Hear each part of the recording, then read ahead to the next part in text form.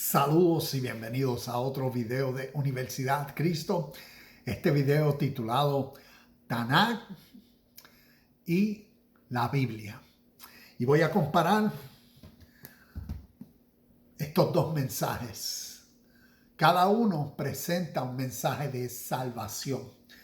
Y vamos a ver cómo cada uno es interpretado en la realidad espiritual a lo natural.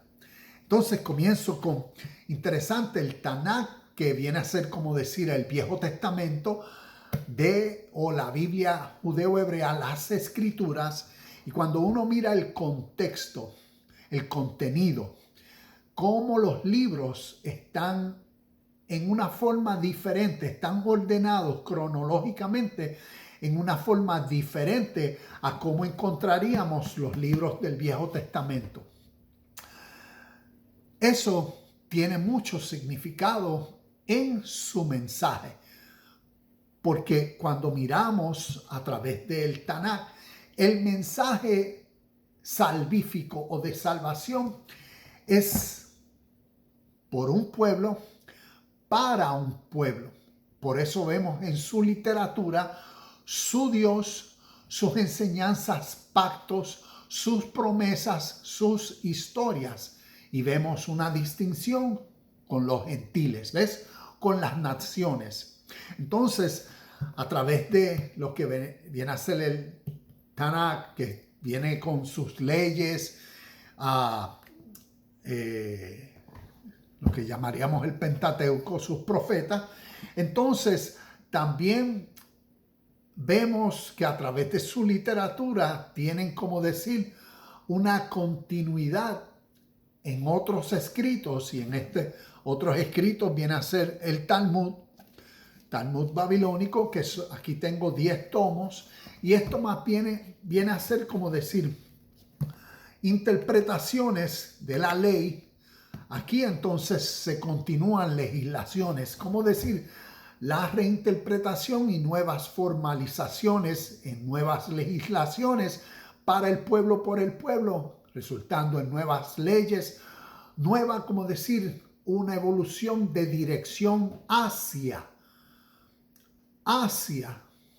Entonces, ver hacia qué.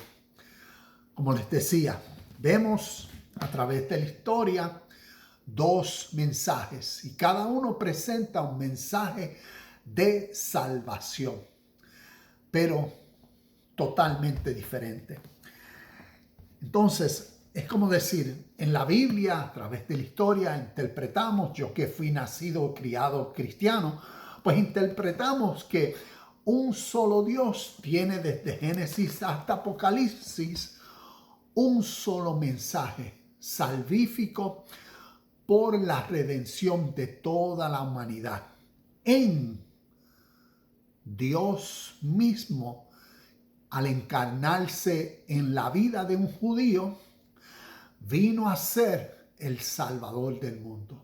Murió y resucitó para salvar al mundo a través de él. Y ahí se encuentra la salvación a través de la interpretación de la tradición de fe judeo-romana cristiana, y en la cual yo fui formalizado. Pero a través de los años de estudio, he aprendido a través de ellos, de sus rabinos, maestros, de diferentes tradiciones asíricas, ortodoxas, inclusive lo que llaman humanistas, o inclusive aprendiendo de judíos que no practican sus tradiciones, pero sí entienden su realidad. Entonces, ¿cómo a través de sus tradiciones, su mensaje salvífico o la salvación es del pueblo, por el pueblo, en y a través del pueblo? Es como decir, nosotros escuchamos la palabra Mesías, un ungido de Dios. Entonces, a través de su literatura y enseñanzas, fe y desarrollo, ¿quién para ellos es un ungido de Dios? No es mirarlo a una persona específica única como este es el ungido de Dios, como tal vez un David o un Moisés, alguien sobrenatural que se destacó en una historia. Un ungido de Dios por ellos y para ellos es todos y cada uno de ellos. Por ende, entonces, todo principio, ley, ordenanza, mandamiento es relacionado a cada uno como Mesías, como ungido de Dios. Ellos ven la realidad presente siempre de que el Mesías es una realidad activa y presente en ellos, por ellos y para ellos. Inclusive, hay un verso que quiero compartir en Isaías capítulo 49, verso 6, que como uno de muchos resume esta realidad. En el capítulo 49, cuando empieza, tiene un subtítulo y dice: el siervo del Señor es encomendado. Cuando uno mira a través del Viejo Testamento, a través de el Tanakh y su literatura, ¿quién es el siervo del Señor? ¿O quién es el hijo de el Dios de su literatura? Y viene a ser Jacob. ¿Quién representa a Jacob? ¿A quién se le cambió el nombre? A Israel. Entonces, el siervo encomendado representa al pueblo. Y leo el verso 6 como parte de la encomienda. Y dice, él dice, harás algo más que devolverme al pueblo de Israel. Yo te haré luz para los gentiles, para las naciones. Y llevarás mi salvación a los confines de la tierra.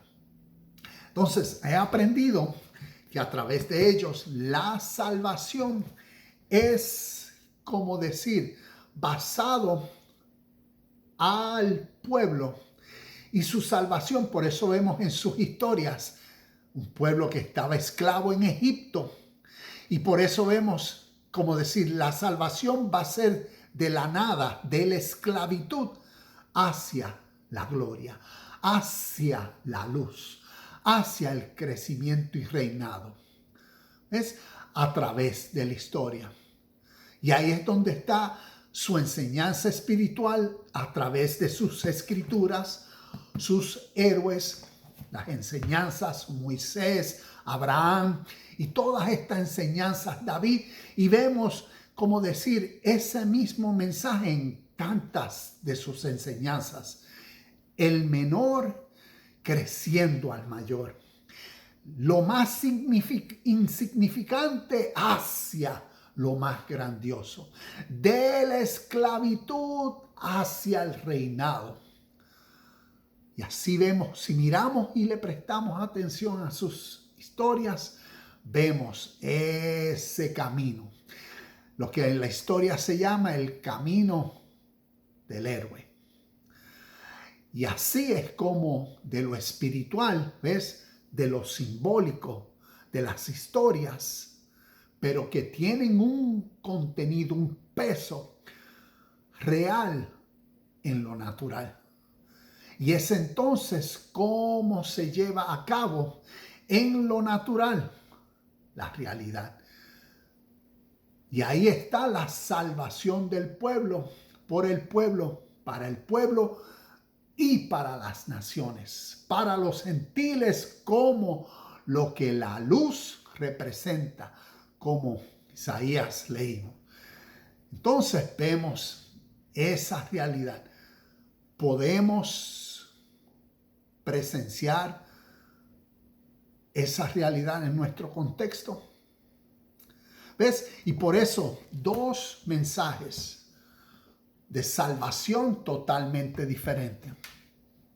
En el mensaje de salvación podemos, si miramos la historia, ver que desde el 1948, entonces Israel ha venido a ser una nación.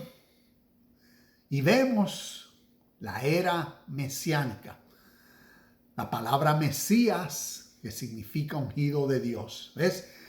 El ungido de Dios presente a través del pueblo, presentando la salvación al mundo en los términos que en su literatura y en historia comparte, de lo figurativo y simbólico, histórico, a lo real, natural. A diferencia de cómo nosotros vemos la salvación en términos espirituales y a través de la interpretación de lo espiritual a lo natural, todavía en fe se espera a que el Salvador, el judío de nacimiento, que entonces al interpretarse lo espiritual en una forma literal, pues él fue al cielo, se espera que algún día también literalmente, físicamente, naturalmente, venga entonces a reinar, ya sea en el milenio, ya sea eternamente, esa nueva Jerusalén que a través de Isaías, a través de Apocalipsis se interpreta que vendrá del cielo. ¿Cómo ves? Como la plena salvación y restauración del mundo. Y nuevamente, dos mensajes salvíficos diferentes. La salvación del mundo, en ellos naturalmente la llevarán a cabo generación tras generación, enfoque, acción, sistemas, gobiernos, medios, todo lo necesario para lograr la salvación del pueblo, por el pueblo, para las naciones y los gentiles. A diferencia de la salvación que a través de la historia ha sido recibida de un pasado, pero escatológicamente se espera y se mira a los cielos para que algún día la transformación, el caos, el gran apocalipsis y todo lo que se interpreta que sucederá en el futuro, para que entonces el mundo sea restaurado. Vemos esos dos mensajes, esas dos ideas, interpretaciones. Y antes de irme y finalizar el video, te quiero enseñar, cuando miramos este símbolo, lo representativo y significativo que es en nuestro presente. Algo interesante es, procuremos conocer el origen de este símbolo. Si buscas en Google, Shat Kona, y yo en las notas voy a ponerle esa palabra, Shat Kona, el origen de este símbolo en el oriente. ¿Y qué significa espiritualmente en el oriente? Acá en el occidente lo vemos que representa y significa algo diferente. Inclusive, si miramos en este papel, si miramos en el dólar, arriba de el águila, ¿qué símbolo vemos? ¿Y qué esto representa? ¿Qué representa? Como ahorita mencioné, de Egipto. La historia de salir de Egipto. Tenemos aquí detrás del dólar una pirámide. Tenemos aquí un ojo que representa el ojo iluminado.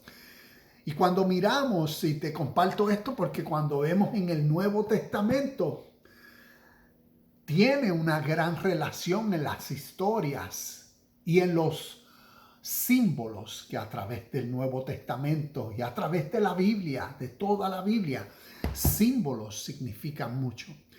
Entonces, ¿qué representan? ¿Qué significa? ¿Por qué el águila tiene flechas en una pata y tiene hojas de olivo o una rama de olivo en otra? ¿Qué representa? El olivo, la paz, las flechas, la guerra. ¿Qué todo esto representa en nuestro hoy? Espero que nos motive a crecer en el entendimiento de la historia,